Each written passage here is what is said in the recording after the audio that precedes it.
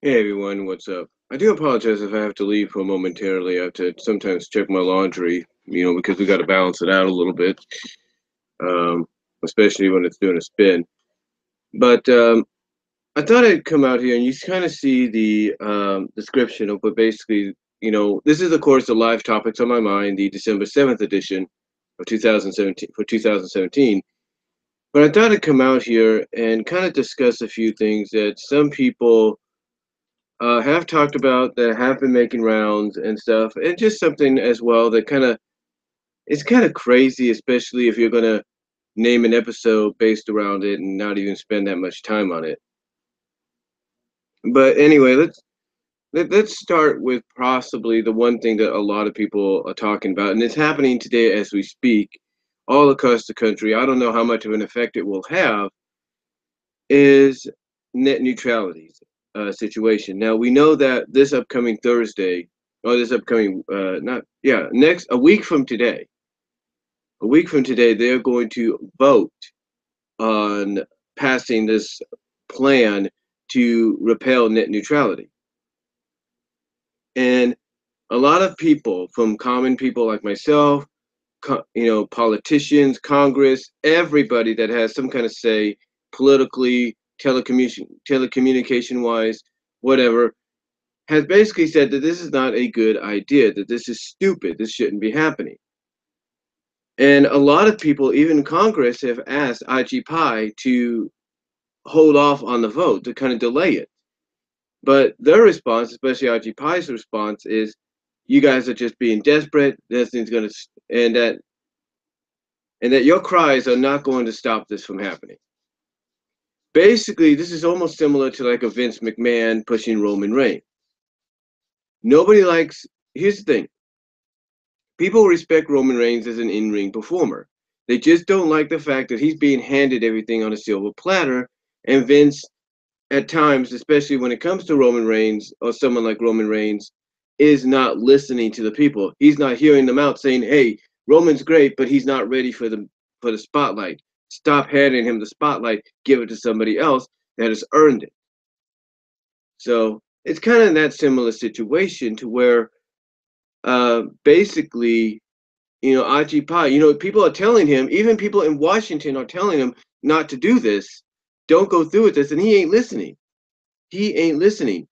And some people have accused him of still secretly, in a way, working for Verizon. So basically, in a sense, this is not all his plan, this is Verizon's plan. Now, I did kind of mention in another live stream I did earlier this morning, and I do apologize if I was a little out of it. I was tired. I was getting ready to go to sleep. I was kind of slurring my words, so I do apologize. But basically, I kind of said that the last time this was brought up earlier this year, they ended up in a hearing in front of the Senate. And one of the screenshots or pictures people posted was Aji Pai coming in with obviously a draft order or some kind of proclamation of why this new restore internet freedom order is the right path to go down. And maybe it was just me, but I seem to notice that, and I'm sorry for the lag there. I seem to notice that he kind of had like a look, like okay, a determined look, but almost like a mixture of it was determined, but I think he knew this wasn't entirely his idea, even though he supports it. Because I still stand by what I believe is the truth, and the truth is this is really all Trump's doing, not just appointing this guy as the chairman, but knowing that this guy will get what he wants done. And what Trump really wants probably is not to take away, you know, the open internet. You know, it's not to take away net neutrality in any kind of fashion.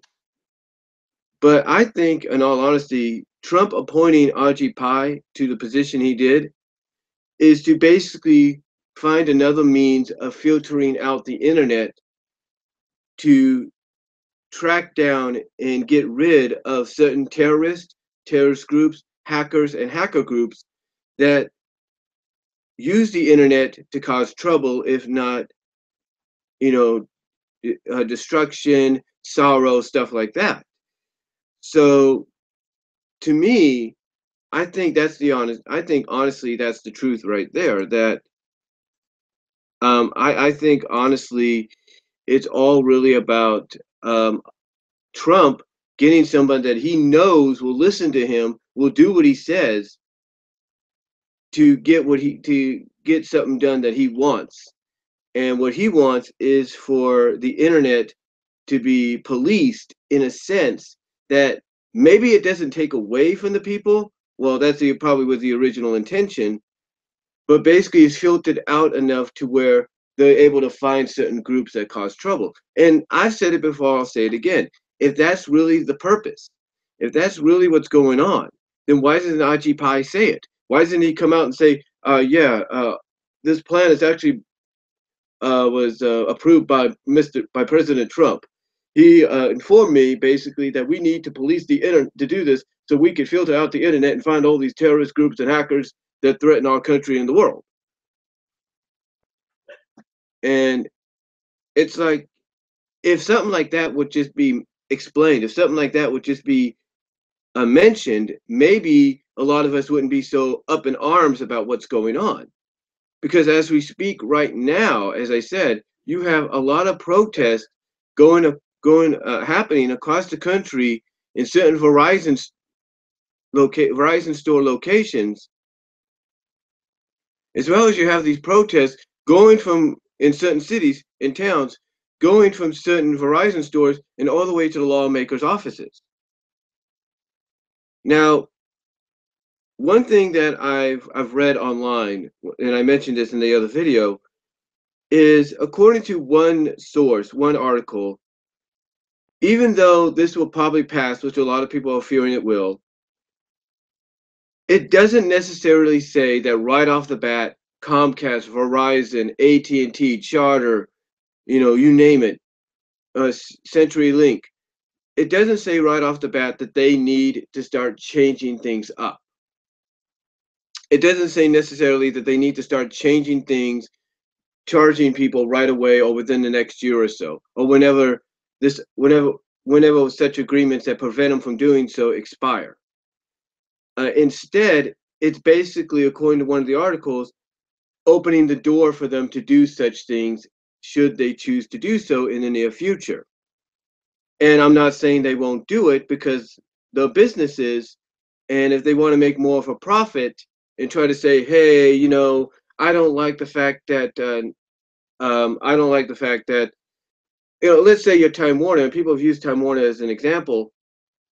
Let's say Time Warner doesn't like the fact that, Netflix is taken away from our streaming services. We're going to block Netflix, or we're going to throttle and slow down the connection so that people come to us. They could end up doing that if they want to. But here's where maybe that may or may not happen so quickly. You see, it's not just because there's going to be court hearings on this down the line. There's going to be. You got a lot of people in Congress, politics, telecommunications, online businesses and companies like Netflix, Amazon, and all that depend on net neutrality, depend on an open internet, that are ready, willing, and able to go to court, along with, I think, what the ALCU, I think that's what they're called, and basically prevent this from happening. Basically, the longer it takes, the more it stalls. Even Angry Joe said this in his video, that because of stuff like this, because of laws and situations put into place, it's going to kind of go back and forth. Like, you think it's going to happen, then they pull back. It's going to happen, pull back. So basically, it's going to be more along the lines of, it may happen, this new order may happen, and the opportunity for the ISP providers to possibly, if they choose to do so, to charge for service packages or increase internet prices. Even though there's a possibility that those may happen, they will be allowed to do that. This situation going to the Court of Appeals and maybe the Supreme Court and going back and forth, and then pointing out all these different agreements, laws, and reasonings why it shouldn't happen, which will pretty much play in the favor of keeping net neutrality, open and existing in some shape or form. But as Angry Joe pointed out in the video, when he read an article, he said there is evidence, there could be evidence, and possibly is evidence, that what Pi is doing is arbitrarious and capricious. In other words, it's not right. It's not in the law. But another thing that Joe pointed out is Congress could intervene, and that's why people are doing the protest as we speak today, right now, as well as they've been, contacting them by phone, petitions, you name it, to kind of explain, to kind of get their voices heard. And that's why, again, like I mentioned earlier, Congress, some members, if not a majority of Congress, are trying to delay this. But even the Internet Association is trying to get it to be delayed, but Pi's not listening. He's not listening because he's determined. Like I said, he's like a Vince McMahon. He does not want to listen to the people, no matter how much they tell him it's not a good idea. So as far as net neutrality goes, what is the possible aftermath? Well, like I said, the possible aftermath is they could choose not to do anything at all. That being the companies that provide the ISPs, they could choose not to do anything at all and see where they go from there. But the door is now going to be open for them to choose when and where they decide to do this. And the one thing they're going to have to do, if they're planning to do it, if they choose to do it, which a lot of people are fearing they will, is they got to send out notices, letters, emails to the consumers, to the customers, to the companies that use them, use their internet services for the businesses. They got to send out letters, emails explaining the situation, explaining what's happened, explaining what's going to now be the new service for the time being. Explain that now you can have an option of either increased internet price or certain service packages. They're going to have to send out letters. They can't just overnight suddenly decide, okay, now we're going to change things, and have somebody go online going like, why can't I get to DeviantArt, or why can't I get to YouTube? Stuff like that. So, they're going to have to do that. And with the possibility that all these companies could end up losing customers, and they will, because customers will find another way around this. They'll even go as far as out of freaking country if they have to get internet service, and if a free internet service. And if you don't believe me, just watch what will happen if this becomes a reality. Which is why I don't think companies immediately are going to take action. In fact, like I said, that one article says something similar to that point, that companies won't take immediate action. It's just the door is now going to be open for them.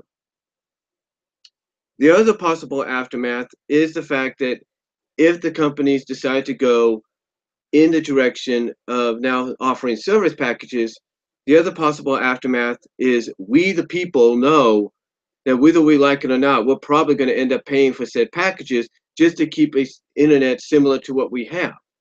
So if we have to pay $5 or $10 extra for the packages that contain YouTube, Facebook, Twitch, you name it, then we're going to have to do it, whether we like it or not. Because if we want to keep some resemblance of the internet as it is, we're going to have to do that. And a lot of us may not like that at first, but we look at it this way. A lot of us will look at it this way. It'll be a sacrifice that will have to be made, but hopefully come 2020, or around the election year of 2019, 2020, we won't have to worry about it anymore, and that these packages that we may have to end up paying for, because we probably will do it anyway, will cease to exist. In other words, we'll get another letter from our provider saying, thanks to the new law on everything, net neutrality has been restored. You don't have to worry about this anymore. So that's another possible aftermath, is that we'll probably end up doing it anyway, paying for these prices anyway. Whether we want to admit it or not, we'll probably end up doing it. If Angry Joe, I'm a big fan of his, if Angry Joe, Andre Meadows, Doug Walker, James Wolfe, OTRS Central, Shag Daddy, Delexman, if they all still want to keep doing what they're doing, and they want to keep people coming and watching the product, giving them super chats, supporting the Patreon and all that, then they're probably going to end up doing so as well, whether we like it or not.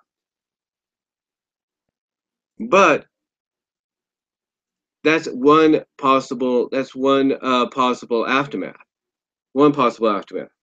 The other possible aftermath that I mentioned is Pi's going to end up in a month-long battle in court. It's like I mentioned earlier, and Angry Joe said this in his video. It's going to go back and forth. Nothing immediately is going to happen because a lot of agreements that prevent such things from happening are in place for the following year, up until the following year, whenever that expires, and that being Comcast. But there are agreements that are in place until 2019-20 for communication companies like Warner and like Time Warner and Charter and CenturyLink. So, there's still all these agreements that are in place, and while these agreements are still being enforced, Pi's gonna end up spending the new year, 2018, going back and forth with the Senate, going back and forth with Congress, going back and forth in the Court of Appeals to try to plead his case and say, hey, this is the right direction we should go in, and not net neutrality. But that's where it may backfire because, as Angry Joe pointed out, the last time this happened last year or so, it went in our favor because there was no substantial evidence to get rid of net neutrality. So the possible aftermath as far as IG Pi goes is he and his fellow FCC members are going to end up in court for the next year or so, going back and forth to try to get their plan to become a reality and prevent net neutrality from existing, or from being restored, or being untouchable, if you will. The other possible aftermath could be the vote itself. A lot of people are pretty much assuming that it's going to be 3-2 in favor of the new plan, of RG Pi's plan. But I think there was one Republican member on that board that said maybe we should hear what the people have to say. So you might be surprised. Maybe it'll be 3-2 against it, because maybe one of those Republican members will be like, hey, there's a whole lot of crap going down. Do we really want to do this? So, they may say, no, I'm not going to do this. As good as they may say, hey, as great as this plan sounds, I don't think we should do it. I don't think we should go forward with it. I think we should hold off for right now and see what happens. So who knows? It may go through. It may possibly strongly, as some people are looking at, go strongly in Pi's favor, 3-2, or it may go against him, 3-2. That's the other aftermath. The other last possible aftermath is the increase in internet prices. Instead of just service packages and all that, which we may end up getting anyway if this becomes a reality down the line, the only other possible outcome is internet prices being jacked up. So in other words, if you're paying $35, $40 a month for internet, it could get jacked up to $70, $80, or even, well, let's say more reasonably, $50 to $60. And you might wonder, why is this such an increase? And maybe the person that doesn't know much about technology and hasn't been paying attention but uses the internet on a daily basis for certain reasons, like they go to school or they check Facebook or whatever, and they wonder, and let's say one day they look at the bill and they wonder, why is it such a why is the bill a little bit more, and then they see maybe the internet going up, the difference in price of the internet from the last time they saw it, they could probably wonder what's going on, and then we would have to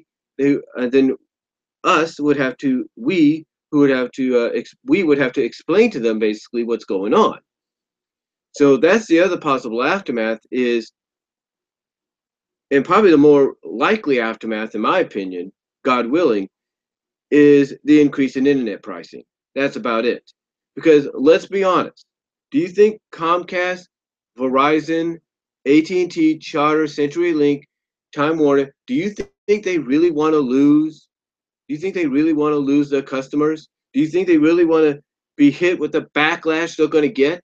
I mean, AT&T is already freaking in court with the FTC or something like that.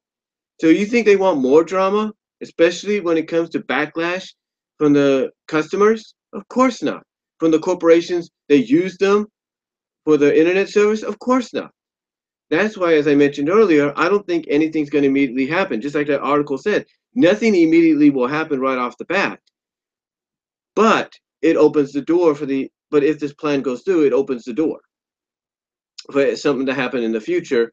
But that may not be for a long while because, as Angry Joe's pointed out, as a lot of articles have pointed out, as the Humanist Report has pointed out, as what is it, John Oliver has pointed out, another person that's similar, called Jimmy Cohen or something like that, has pointed out. There's going to be a lot of hoops and hurdles for Archie Pie and his group to go through to make this a reality, along with the companies that the ISP providers like Comcast and all of them that want to see this become a reality. There's going to be a lot of hoops and hurdles to go through, and these are going to be the kind of hoops and hurdles they may not be able to get over successfully. I mean, they may be able to get over one or two or three, but for the rest, they're going to probably fall flat in the face. But we'll have to wait and see what happens. Again, I still stick by what I said. I still believe this is more about Trump wanting someone to filter out the internet to try to find these terrorist and hacker groups, these terrorist groups, these hackers and hacker groups that are a threat to the country or a threat to our allies and stuff like that. And if that's the case, hey, we'd probably be more understanding as to why this is happening. But again, that's just me. That's just, my opinion on it. I can guarantee you not a lot of people are going to like what happens. Excuse me for a second.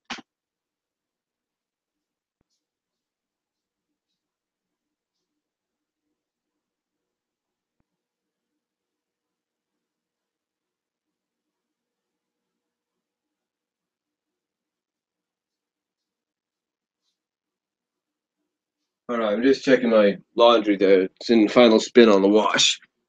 But yeah, we'll just have to wait and see what happens. But again, I wouldn't worry right off the bat. I mean, yeah, people are going to go on YouTube, Daily Motion, and all that, and basically vent the frustration, rant the frustration.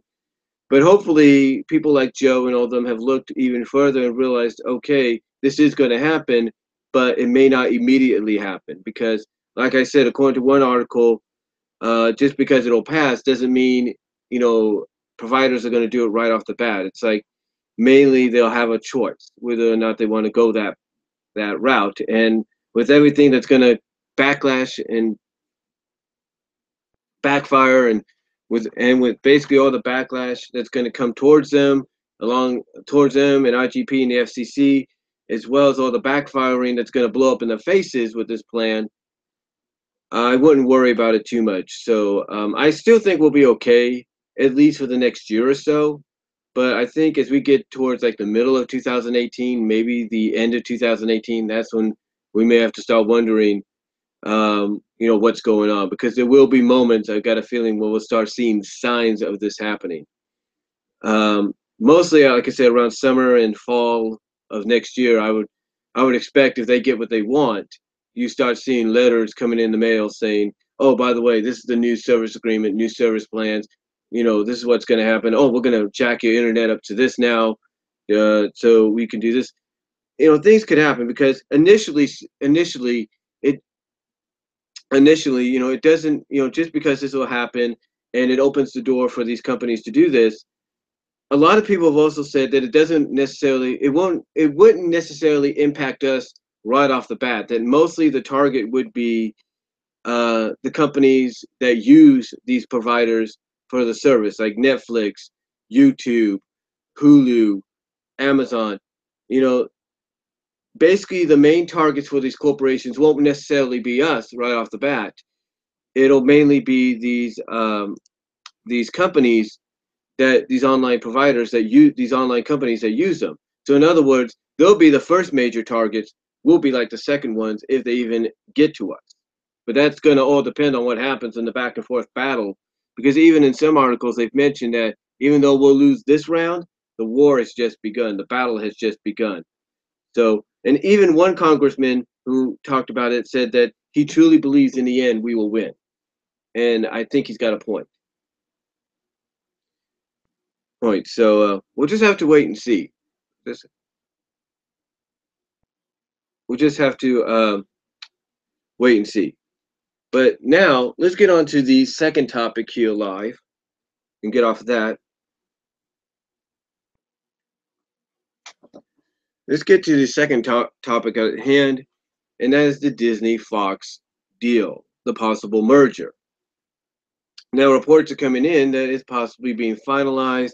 An announcement could be made as early, as early as next week, maybe today, tomorrow, we don't know. But what does this mean? What does this mean with Disney acquiring a majority of 21st Century Fox's assets? Basically their their assets, their properties, and all that. What could it mean? Well, if you're a Marvel fan, it means the world.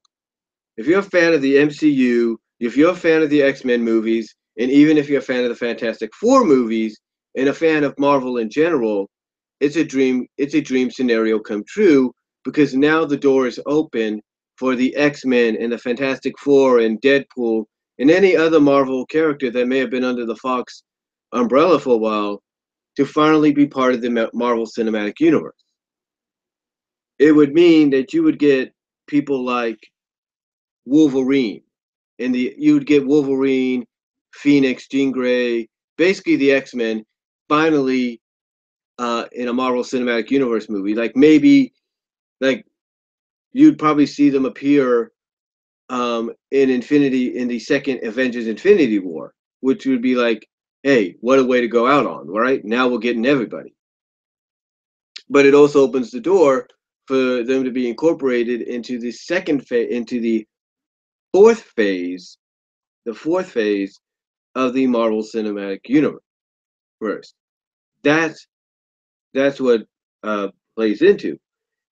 It allows them to be incorporated. So imagine getting Captain Marvel, which is supposed to be set in the same year as the Dark Phoenix movie is. Imagine Captain Marvel interacting with the X-Men. It could happen. Because let's look at it this way. Sorry for that. Sorry for that for a moment. But let's look at it this way. One of the X-Men animated series episodes that they did was about the origin of how Rogue got her powers. Who was the character she got her powers from? Who was the character that was in the hospital in a coma and seemingly hinted at the end of the episode of getting ready to come out of it? Carol Danvers, Miss Marvel. There's that connection, and if this deal was to go down, there's a possibility you could see Rogue from the X-Men appear in a Captain Marvel film. Just saying. The possibilities are endless. And again, like I said, if you're a Marvel fan overall, this is a dream come true. This is a dream scenario. Because one of the things about the Infinity War story, the original Infinity War story, is you had everyone. You had X-Men, you had Spider-Man, you had Fantastic Four, you had Avengers, you had everyone, Guardians of the Galaxy, all involved in this situation, in this massive epic battle and fight.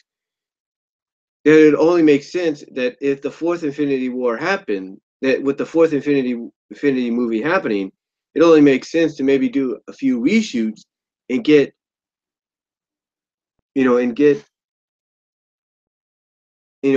said characters like the X-Men, Fantastic Four, Deadpool, and whatnot into the Marvel Cinematic Universe, and as a part of that. So it opens the door. It really does.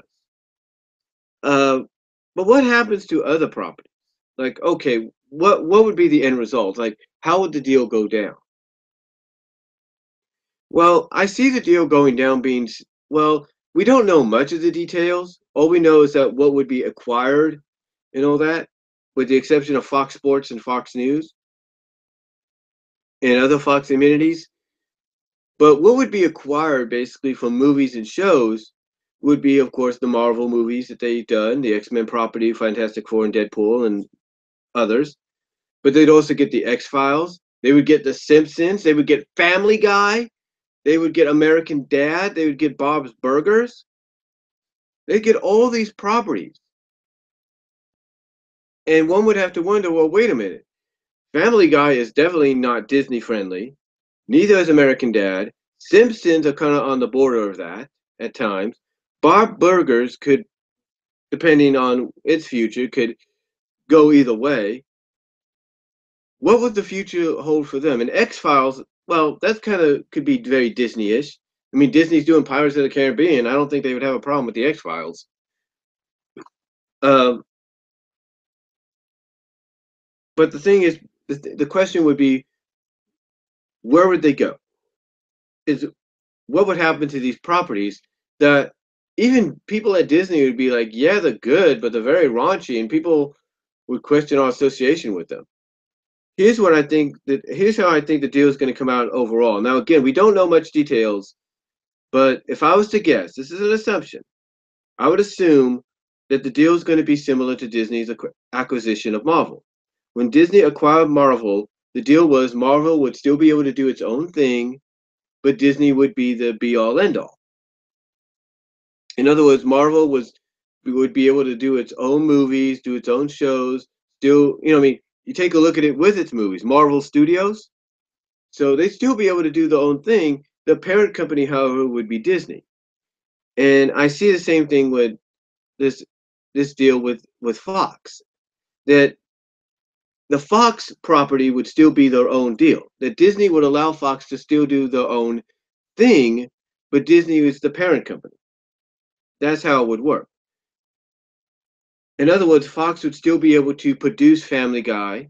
They'd still be able to produce American Dad, Bob's Burgers, The Simpsons, you name it.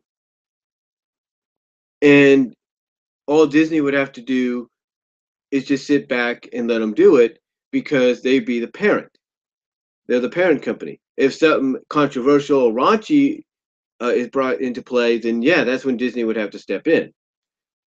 What I do see happening, though, when it comes to certain properties that I've mentioned, like let's say Family Guy, let's say they keep that around. Family Guy, I don't think is going to be as bad as it used to be, because even though it'll still be wrong, it'll still be controversial at times. I think with Disney acquiring it as part of its acquisition, Family Guy's raunchiness, vulgarness, if you will, along with American Dads and Bob's Burgers and even The Simpsons, the vulgarness and the raunchiness at times, the controversialness is going to get toned down. In other words, you'll still get that adult humor, but you won't get it on the levels where sometimes will spark outrage or controversy. It'll be toned down to the point that you might even be able to enjoy it better than you have before. But we'll have to wait and see exactly what they do, exactly what this deal is all about. But if I was to make any assumption, I would say that it's basically going to be the deal is basically going to be similar to what Disney's acquisition of Marvel was. That Marvel's still able to do their own thing. The only the only the only difference is Disney is the be all end all. They're the parent. Like Marvel's still able to do the comics, make them as dark and gritty as need be, maybe a little controversial if they want to, but you know, but and that's about it. The only difference is Disney's the be all end all. That's about it. Disney's basically the parent company. All right, Disney's basically the parent company. So if they feel something's a little too, far fetched, then they'll say something. So that's why I truly believe, in my opinion,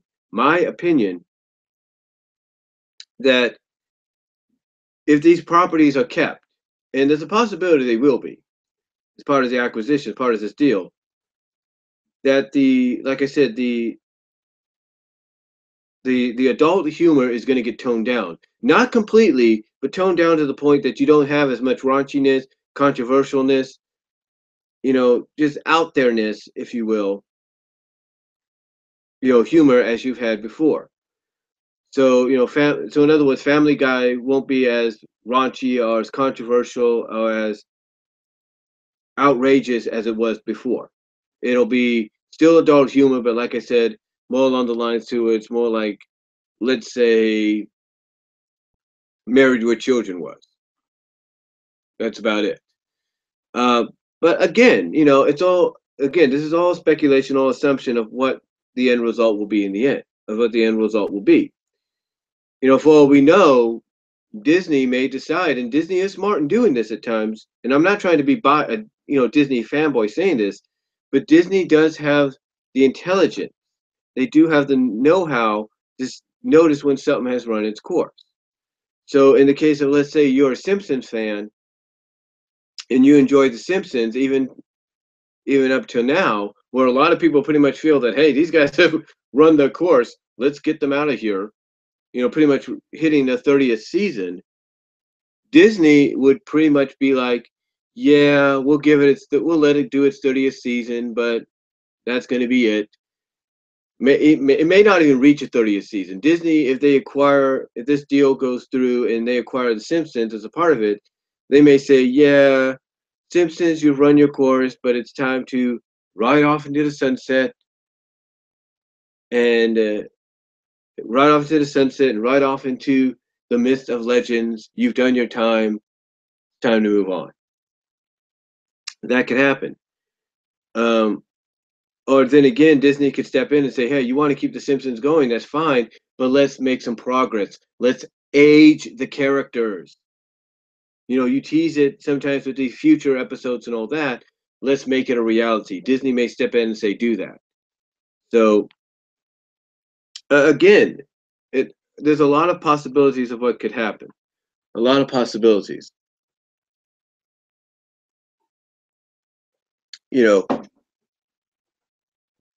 Heck, there are a lot of shows, animated shows, live action shows under the Fox banner that people would like to see be released on Blu-ray and DVD. And if Disney acquires this, that may happen finally. Like, Spider-Man, the 1990 Spider-Man show may finally get a freaking animated release, may freaking get a complete series release, at least on DVD, maybe even Blu-ray, if this deal goes through. The same could be said with some obscure shows that we haven't seen in a while. The point is, there's a lot that could happen because of this deal. A lot could go down, and if it goes down, then who knows what we're going to get. Again, the main focus I think for this deal is to try to finally incorporate the Marvel characters that are needed into the MCU, because there have been certain stories that they have done in the past that have had to be altered, or they've adapted in the past that have had to be altered because they didn't have said characters at their disposal. So that's what this deal may lead to. But again, there's a lot of possibilities. Like I said, as far as shows like Family Guy, American Dad, Bob's Burgers, The Simpsons, they may still exist, but you can expect the raunchiness, the raunchiness, the controversy and all that, the outrage, the controversiness, the outrage, the raunchiness and all that to be toned down in a major way if this acquisition happens. You can expect it to be toned down in a major way. Not to the point that it's completely gone, but just to the point that it doesn't spark the controversy that it used to. So there's that possibility. There's that strong possibility in reality that you have to look forward to. And again, the other thing I'm assuming will happen is very similar to Disney's acquisition of Marvel, and that is they'll still allow Fox to be their own thing. It's just that they'll be the all-seeing final say of what happens. So we'll have to see what occurs. But yeah, that's just my take on the whole Disney Fox deal. There's a lot of possibilities, but we'll just have to wait and see what the end result will be when this deal is apparently finalized and announced within the next couple of days, if not today, for all we know. All right. Next thing.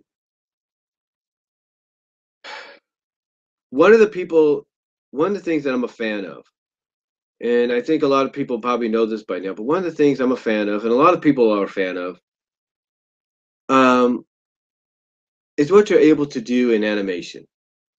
Whether it's CGI or a 2D, what you're able to do.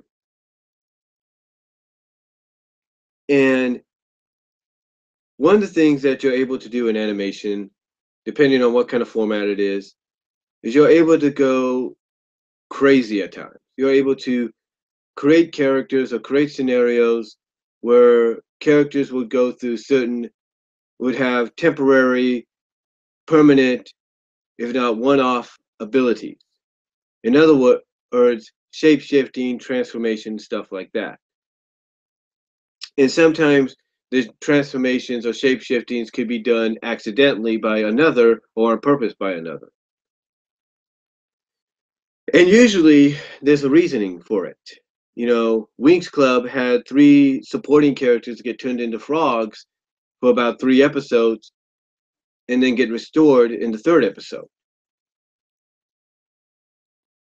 Martin Mystery is very common with this, where you've had Dana or Diane or whatever her name is get transformed into a variety of things, creatures, what have you, and then be restored. Sometimes she'll remain that way for at least the duration of the episode, maybe the last 5 minutes of it, or whatever. But there's always a reasoning. There's always a reasoning. But there's always a reasoning for it. However, if a title indicates what's going to happen, and you spend only 5 minutes on said scenario, then what's the point? One of the clips that a user here on YouTube, I think his name is Mr. Unknown or something like that, RIP or whatever. Mr. Unknown RIP, that's pretty much what it is. One of the things that, his channel is mostly dedicated to transformation scenes that take place in shows. Sometimes it's the transformation itself and then that's it. Other times it's the transformation and the reversal back to the state that the individual was in. In other words, the character could get transformed into something, and then Mr. Unknown RIP will paste on or edit it on the reversal process. In other words, them being restored. So, he'll do that. He'll do that, and he did that with this clip. But when I watched the episode where it's from,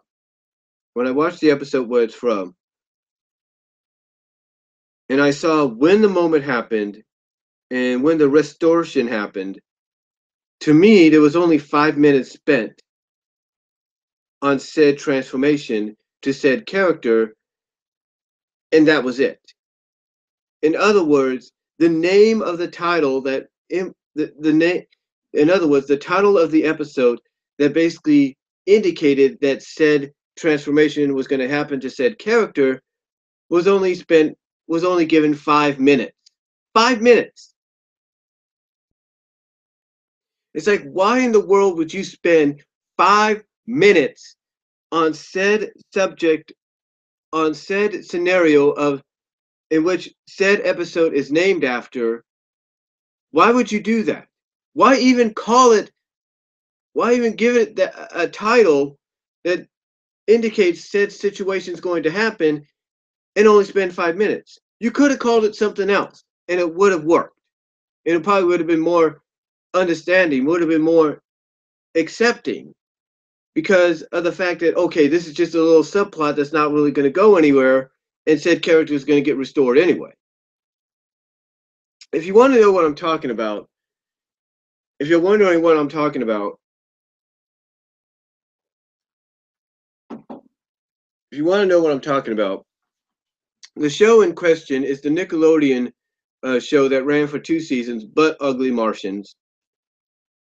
And I think it was in the first season. I'm not really sure. In fact, let me check for a second here.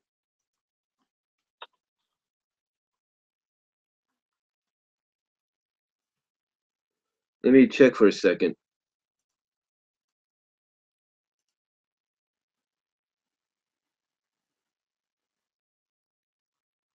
Should have some episodes here.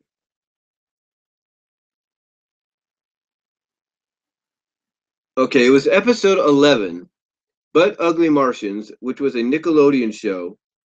Yeah, Nickelodeon ran from, didn't even run that long. It was only 26 episodes, so it was only one season, and that was it. But it was a CGI series, and the episode that I'm talking about is episode 11 of the only season they did, called, what was it again? Okay. That's no puddle, that's Angela. Angela was one of the main characters in the group. In fact, she was the only female character on the show. Well, the only main female character. There was another female character, from what I understand, that appeared later on, but Angela was the main female character, and she hung around the two male characters to kind of balance things out and be like the voice of reason and all that. And her her trait was, when she would get excited, she would squeak. She would have a squeak, if you will. But anyway, episode 11, That's no puddle, that's Angela.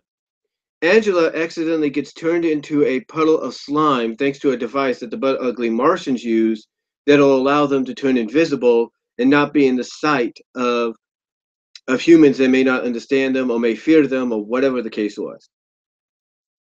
Whatever the case was. But the effect it has on humans is it turns them into a puddle of slime. So basically, Angela gets turned into a puddle of slime basically about what? What was it, 10 minutes in? And calculating from that 10-minute mark to when she got restored, you basically spent about less than 5 minutes, they spent about less than 5 minutes on the situation that the episode was titled after. They spent only 5 minutes. And how they restore her? After she slithered away, and ended up either being mopped up and dumped into a sewer, or slithering away and ended up in said sewer, or because maybe a slime instinct's telling her this is where you need to go. I don't know. But again, they only spent 5 minutes on that. 5 minutes. 5 minutes. That's like you take the Sonic Satium season 2 finale, or series finale as it's looked at, Doomsday Project, and only spend 5 minutes on the Doomsday Project, and everything else is irrelevant. What sense does that make? What sense does that make? It's like, okay, let's take Marvel Infinity War. It's like you only spend 5 minutes on Thanos, and the rest of Infinity War is unrelated to what's going on. Doesn't make any sense. It doesn't make any sense. And I think this is why the show didn't last too long, because of the inconsistency of doing said episodes in a way, in a way that made sense. Because honestly, they did not make sense. And if this is what they kept doing, I mean, spending only 5 minutes on said plot of said episode that episode is named after, doesn't make sense. What they should have done is they should have done the transformation of Angela into a puddle of slime 3 minutes, 4 minutes, 5 minutes in, and then spent the rest of the episode trying to restore her. And the longer they took trying to restore her, the more she'd become amoebic. In other words, the more she'd become slime-like, and the more she'd be amoebic. In other words, the more she would adapt to being a slime-like creature than human. And at the last moment, maybe 5 minutes towards the end of the episode, that's when you restore her. It makes more sense. it makes more sense. But they didn't do that. All they did was spend 5 minutes. 5 minutes! And it didn't really matter to the rest of the plot of the episode. It didn't. It didn't matter.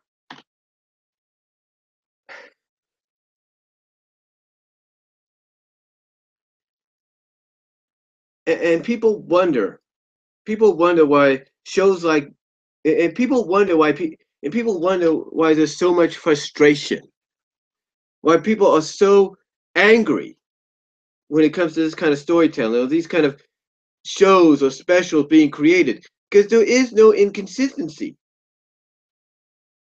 There's none. There is none. I mean, Doug Walker did his review of Rhapsody Street Kids, the Christmas special, which Bob Show already did as well. And even he said there was no inconsistency. There was no real plot, except for that one plot that really didn't go anywhere.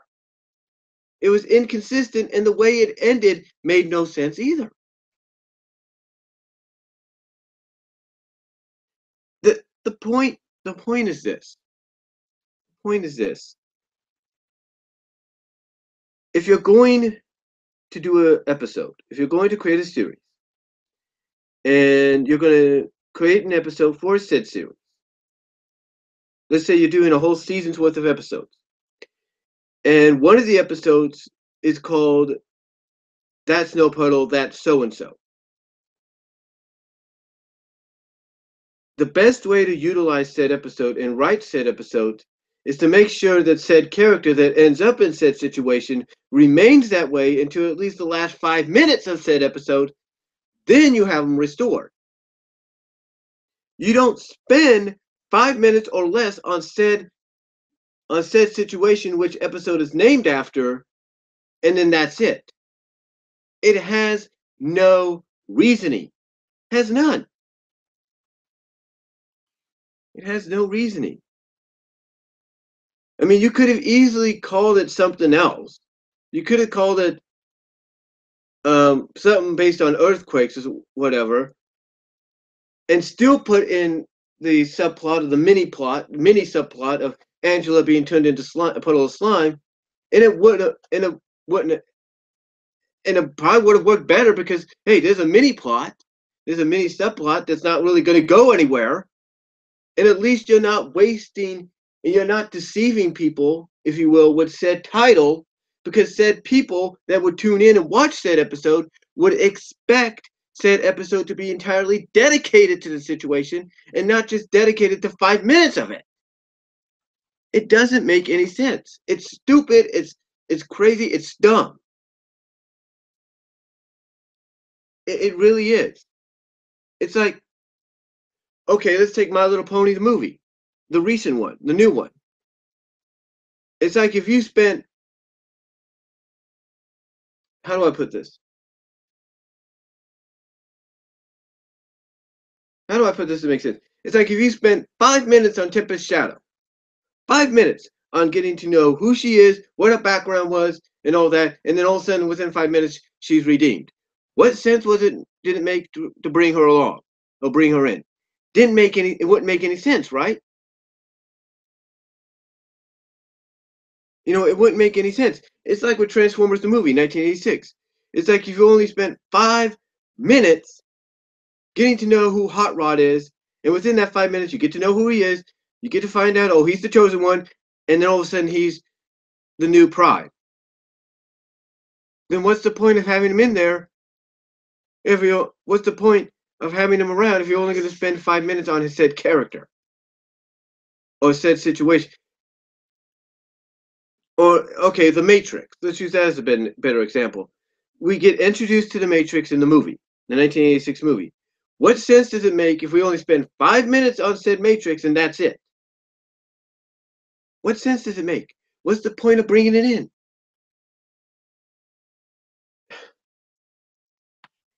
Here's an example, and I think Angry Joe would understand this. What sense would it make if you created an Injustice game in only 5 minutes. And let's say because both Injustice games are great. There's no doubt about that. But let's say you created an Injustice game, and there's this main plot, and the campaign for said plot averagely would be around 5 to 6 hours, maybe 4.5 at best, or at least 4.5. I know Angry Joe doesn't like something that goes less than less than 3 hours, goes less than 5 hours or whatever. But you kind of get the idea. 4.5 at best. But let's say you bought the Injustice game, the newest one, and said story plot, said story mode, only lasted 5 minutes. The campaign was only 5 minutes long. That's it. What sense does it make of even putting a campaign mode in if it's like that? What's the point of putting the story mode in if it's only going to be 5 minutes long? What's the point? There is none. That is why when people create shows like this atrocity, I'll put it like this, because God, the animation was bad. And I'm sure if Bob's show does a review of it, he'd even agree on that. Why create an episode for a series like this, name it and give it the name that they did, and you're only spending less than 5 minutes at best, on said plot of said title of said episode? Does not make sense, does not compute. Because if you're going to do it, you might as well dedicate a whole episode to it. They didn't do that. They did not do that. And it's just frustrating. And, I understand But Ugly Martians. It probably ain't the only animated show, 2D or 2D or CGI, whatever, that has named an episode, has given the episode a certain title, and yet said title doesn't really have that much effect on said plot point. I know that, but it's still frustrating, and it shouldn't be that way. It shouldn't be. I mean, when Disney did Chippendales Rescue Rangers and they did the episode Double O Chipmunk, at least they followed through on that. They followed through on it. They didn't spend 5 minutes on Dale explain them why he likes, Dirk Suave, Double O Spy, or why he wants to help make the Rangers better than ever. They didn't just spend 5 minutes on it and then forget it and dedicate the rest of the episode to something else. No, they followed through. They followed through on it. And that's what any animation studio has to do. Whether they're doing a 2D or CG animated series or even movie or whatever, if they're going to name an episode, if they're going to give an episode a title that's going to reflect what happens in said episode or reflect the plot of the plot in said episode, then they need to follow through on it and not dedicate less time to it to where it becomes a moot point.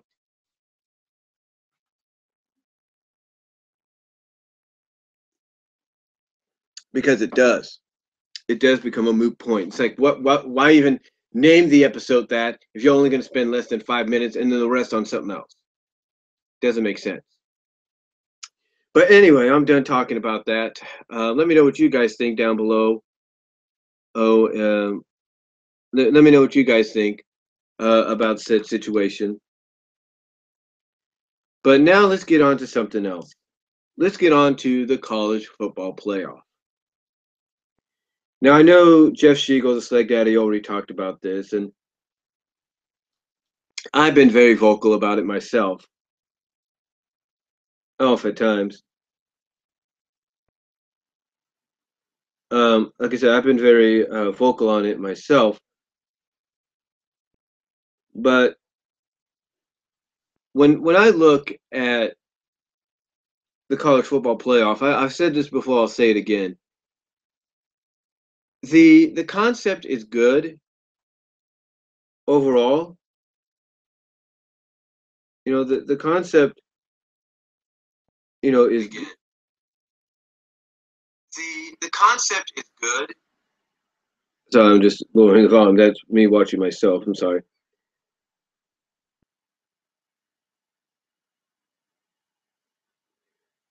Yeah, Jordan, you're right. That's how some networks work.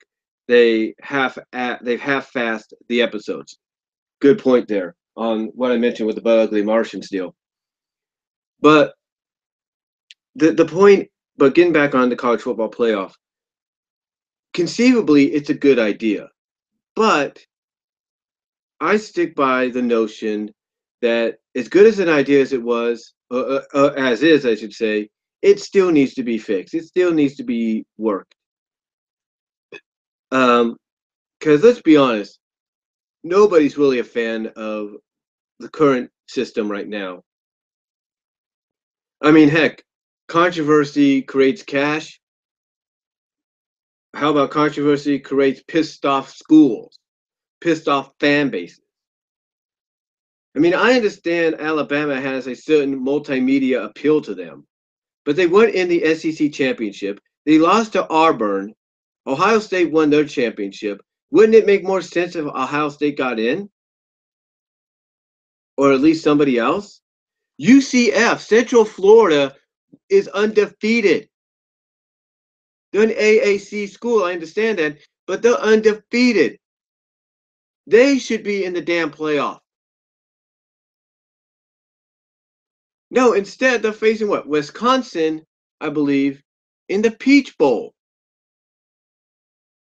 What sense does that make? You have an actual undefeated team in Central Florida, UCF, and they're not in the playoff? Doesn't make any sense. Oh, people are going to say, oh, it's strength of schedule, it's this, it's that. It doesn't matter. To me, wins and losses should be what matters.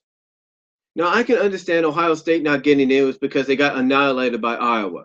Okay, fine. That didn't help the cause. But even if you're going to shun them and put them in the Cotton Bowl with USC, I think that's where they're going. Then why don't you look? Then why don't try to find another replacement? I mean, you're putting what Alabama at number 4 against Clemson? What? Because you want to see the Clemson Alabama rematch?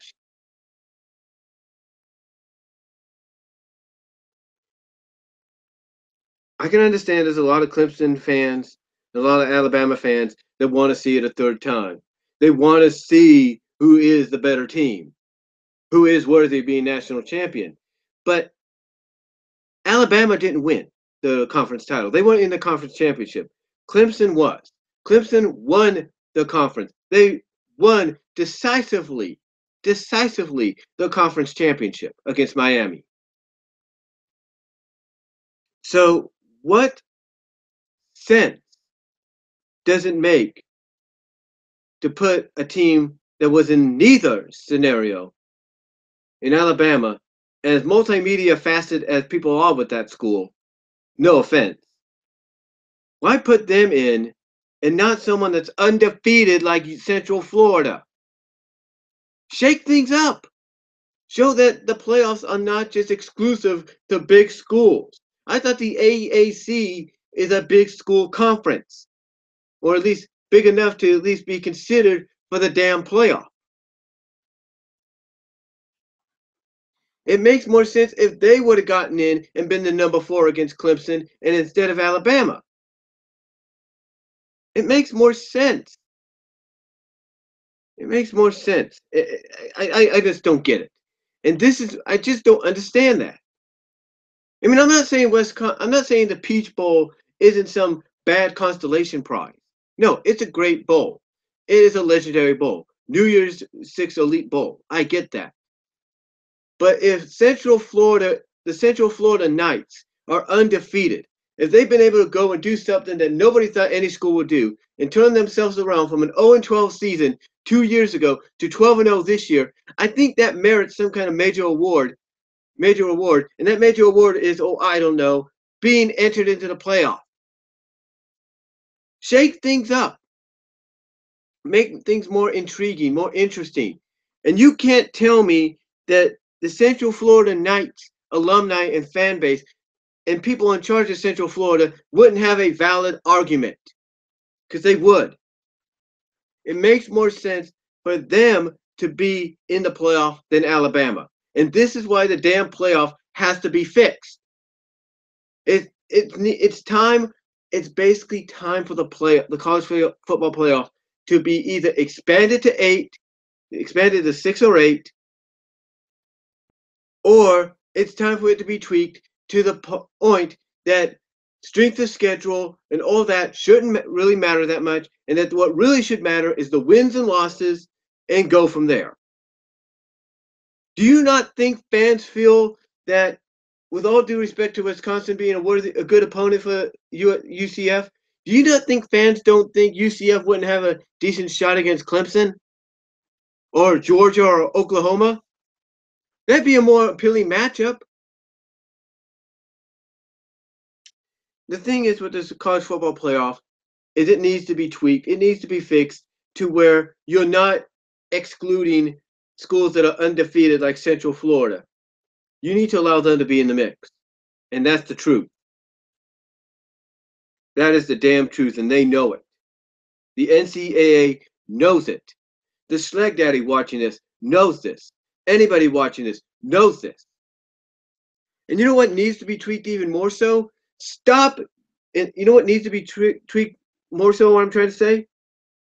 You know what needs to be tweaked? Hold on for a second.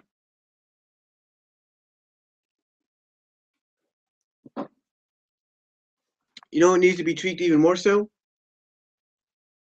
I'll tell you what needs to be tweaked. Stop using bowl games as semifinal rounds. Stop using them. Take a page out of the freaking NCAA 1 FCS. The FCS, when they do the football playoff tournament, they allow the playoffs to take place on the field of the highest seeds in the tournament. The FBS, the college football playoff here, needs to adopt that. They need to adopt that scenario and stop using the New Year's Day games like the Rose Bowl and the Sugar Bowl, which are two of the most elite, legendary, prestigious bowl games there is. They need to stop using them as semifinal games, just like they should stop using the Orange Bowl, the Fiesta, the Cotton, and the Peach. They need to stop doing that and instead allow the playoffs to begin on the home field of the highest seeded team. So in other words, this year, instead of Clemson and Alabama, meeting in the Sugar Bowl, instead, Alabama should be going to Clemson's home field and playing them there. Same with Oklahoma and Georgia. Instead of Georgia and Oklahoma meeting in the Rose Bowl, Oklahoma should go to Georgia's home field in Athens. The point is, and the thing is, it would make more sense. It would bring in more revenue.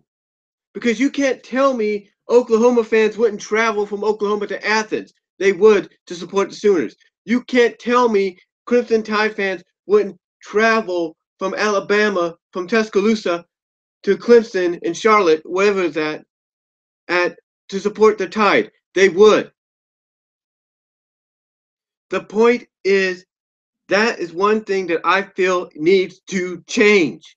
Because if there's anything that the FCS gets right, and I think there's one reason Idaho's going there, not just to revamp the program, but to kind of have a better playoff system. The one thing they get right is they allow the highest seeded teams, if you will, to host the damn playoffs. That's what they do. They don't use bowl games that they have as final rounds for the playoffs. They don't. And the FBS needs to start adapting that trend. It will work. It'll be more successful, and you open the door bowl game wise for more teams that could get in. And you keep certain things traditional. overall, when I look at this college football playoff, on paper, right now, it is a mess. It is a convoluted hiccup of a mess that needs to be fixed, needs to be tweaked. And again, the two things that I think need to be fixed majorly are stop excluding schools like Central Florida that are undefeated from playoff contention and consideration and allow them to be part of this instead of a school that didn't even get in the conference championship or even win the conference title, as well as start considering having the highest seeded teams hosting games on their home fields instead of using bowl games as semifinal rounds for said playoff, because it just doesn't work in my opinion. It doesn't. I mean, I can understand maybe some people feel there's the appeal of the Sugar Bowl champ against the Rose Bowl champ. Yeah, there might be an appeal, but to me, you're spitting on the legacy of these two legendary, prestigious bowl games. So I think, honestly, the two things that I mentioned need to be fixed. They need to be tweaked. I don't know who that is. That's someone from New York. I don't know who that is. But like I say, they need to be tweaked. They need to be fixed. To me, it'd have been a lot more intriguing, a lot more interesting if USC would have taken Alabama's place in the playoff against Clemson instead of Alabama being put there due to popularity vote, mainstream media, and politics, whatever you want to call it. That needs to be fixed.